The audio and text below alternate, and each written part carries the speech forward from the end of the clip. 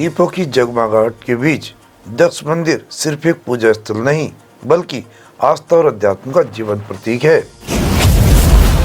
आइए बताते हैं पूरी खबर जनपद हरिद्वार के कनकल से है, जहां दीपावली के पावन अवसर पर हरिद्वार के प्राचीन और प्रसिद्ध दक्ष महादेव मंदिर कंकाल में मौजूद हैं, जहां पर भक्तों की भारी भीड़ देखने को मिलती है। चारों ओर दीपों की रोशनी, भक्ति संगीत, हर हर महादेव के जयकारों से पूरा वातावरण शिव में हो रहा है। दक्ष मंदिर का इतिहास बहुत ही रोचक और पौराणिक है। कहा जाता है कि ये वही स्थान है जहां ब्रह्मा जी के मानस पुत्र राजा दक्ष प्रजापति ने यज्ञ का आयोजन किया था। इस यज्ञ में भगवान शंकर को आमंत्रित नहीं किया गया था, जिससे माता सती अत्यंत दुखी होकर उन्होंने यही योगाग्नि में लीन हो गई थी। इसी घटना के कारण ये स्थान दक्ष महादेव मंदिर के नाम से प्रसिद्ध हुआ है। कहा जाता है कि भगवान शिव ने सती के वियोग में यहीं तांडव किया था। मंदिर परिसर में दीपावली के इस शुभ दिन पर भक्ति और आस्था का अद्भुत संगम देखने को मिल रहा है। इतिहास काफ़ी बड़ा है, परंतु कुछ अंश आपको दिखा रहे हैं। मंदिर के मुख्य पुजारी से बात की, उन्होंने बताया कि दीपावली पर देश भर से श्रद्धालु यहाँ भगवान शिव और माता सती के दर्शन करने के लिए आते हैं।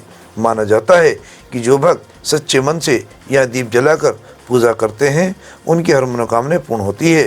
भक्तजन दिए जलाकर और फूल अर्पित कर भगवान शंकर से सुख समृद्धि और परिवार के मंगल की कामना करते हैं। हर चेहरे पर श्रद्धा और भक्ति का प्रकाश झलक रहा है। दीपों की जगमगाहट के बीच दक्ष मंदिर सिर्फ एक पूजा स्थल नहीं बल्कि आस्था और अध्यात्म का जीवंत प्रतीक बन गया है।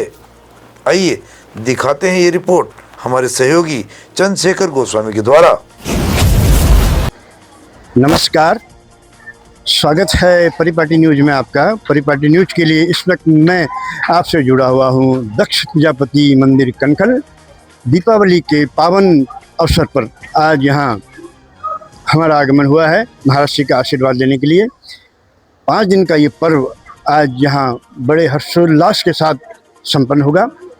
आज गोवर्धन पूजा है, तो आज भगवान शिव की ये नगरी है दक्ष प्रजापति कनकल, जहाँ के बारे में एक पौराणिक जो कथाएं हैं शास्त्र हैं कि भगवान यहाँ एक दक्ष प्रजापति ने यज्ञ आयोजित किया था, जिसमें समस्त देश के राजा को बुलाया गया था, लेकिन भगवान शिव को उसमें आमंत्रित नहीं किया गया।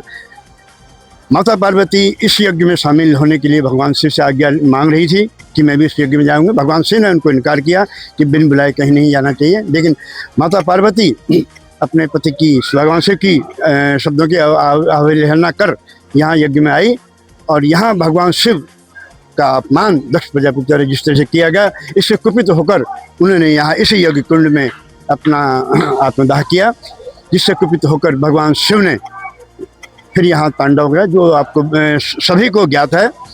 तो आज इसी अवसर पर हम दक्ष प्रजापति आए हैं। महाराज श्री का आज आशीर्वाद लेंगे, उनके विचार जानेंगे और आए हुए जो श्रद्धालु हैं उनसे भी आज विचार जानेंगे, क्या विचार होंगे, कैसा प्रतीत हो रहा है इस स्थान पर आकर। 4 बड़ी रात्रि आती हैं, जिसमें काल रात्रि होती है, दुर्गा अष्टमी, और ये महारात्रि होती है दिवाली की निश्चित रात्रि, इसको सबसे बड़ी रात माना गया है। उसके बाद महाशिवरात्रि आती है और होली की रात्रि। दीपावली का जो विशेष महत्व है वो प्रदोष काल में अमावस्या होनी चाहिए।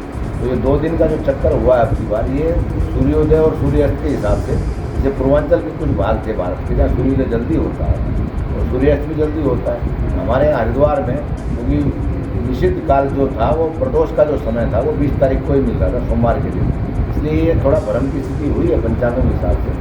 दक्षिण और उत्तर भारत के और पश्चिम भारत के समय में थोड़ा सा अंतर है, उसके कारण ये परिस्थिति हुई है। लेकिन लगभग प्रति वर्ष दिवाली जो है एक ही दिन मनाई जाती है। तो दिवाली का अपने आप में एक ऐसा महत्व है, क्योंकि जब समुद्र मंथन हुआ था तो उसमें देव और दानवों ने समुद्र मंथन के साथ में जो रतन निकले उसमें माँ लक्ष्मी स्वयं प्रकट हुई थी।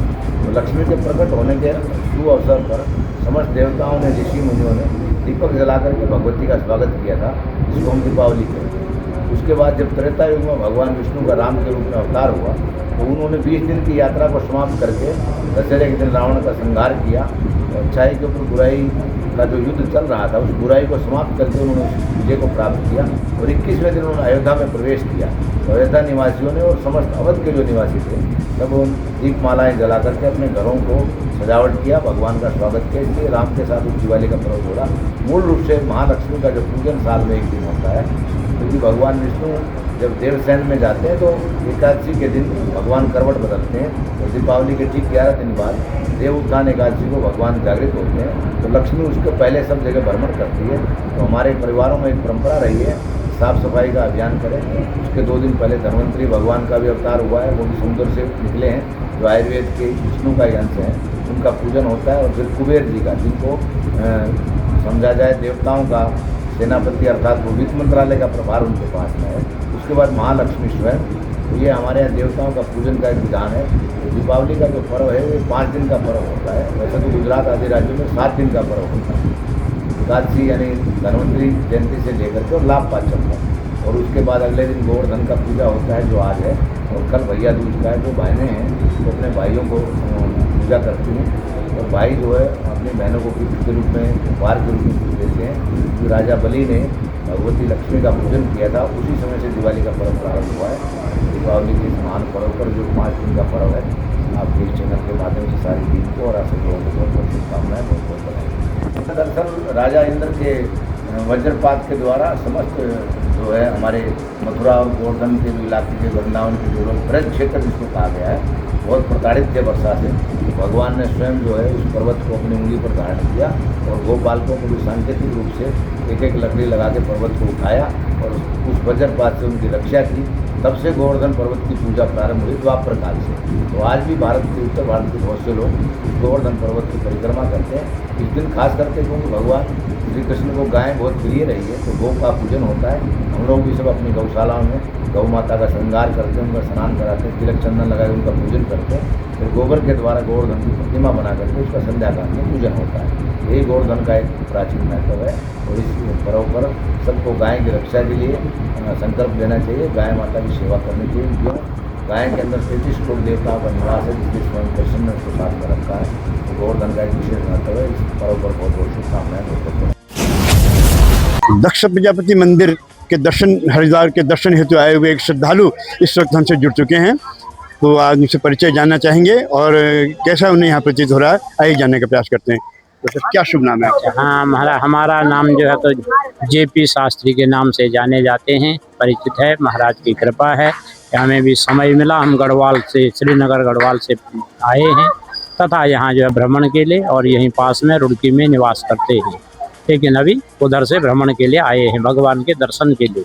कार्तिक महीने में भगवान का अभिषेक करेंगे, पूजन करेंगे तथा भगवान के कार्य क्षेत्रों का लाभार्चन भी कुछ करेंगे। तो आज इस पवित्र स्थल पर आकर कैसा प्रतीत हो रहा है? महाराज भगवान के चरणों में आके तो सब सर्वप्रथम बड़ी शांति का आभास होता है और पूर्णता से मन को शांति और सगुन मिलता है।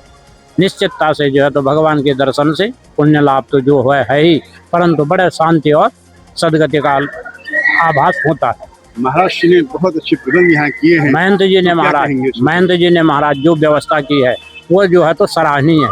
उसके लिए महाराज हम उनके लिए साधुवाद के पात्र हैं, साधुवाद देते हैं कि उन्होंने कुछ समय में ही काफ़ी आगे विकास किया है और भविष्य में भी भगवान शंकर के क्षेत्र में विकास करेंगे। ऐसी ही तमाम खबरों को देखने के लिए हमारे साथ जुड़े रहें। हमारे चैनल को लाइक करें, सब्सक्राइब करें, शेयर करें। परिपाटी न्यूज के लिए दक्ष प्रजापति मंदिर हरिद्वार से चंद्रशेखर गोस्वामी की रिपोर्ट।